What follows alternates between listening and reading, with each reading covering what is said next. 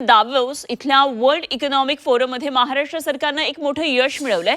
मुंबई महानगर प्रदेश विकास प्राधिकरण आणि आंतरराष्ट्रीय कंपन्यांमध्ये रायगड पेण ग्रोथ सेंटरसाठी महत्त्वाचे करार करण्यात आलेत आणि या माध्यमातून रायगड पेणला तिसरी मुंबई म्हणून विकसित करण्याचं उद्दिष्ट आहे। आणि हे नवीन शहर तंत्रज्ञान, फिनटेक, डेटा सेंटर्स आणि भारतातलं पहिलं समर्पित ग्लोबल कॅपॅबिलिटी सेंटर जिल्हा म्हणून उदयाला येईल।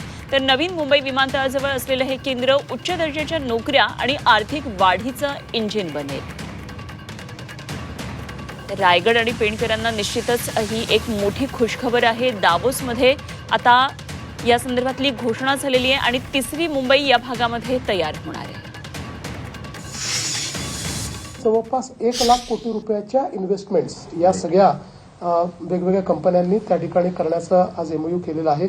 हा सगळा FDI आहे आणि यातनं खूप चांगल्या पद्धतीनं एक नवीन शहर तयार होईल, ज्याच्यामध्ये अतिशय चांगल्या पद्धतीचे हायब्रिड जॉब्स तयार होतील आणि याचं सगळं प्लॅनिंग करताना वॉक टू वर्कचं प्लॅनिंग आपण त्या ठिकाणी तयार केलेलं आहे।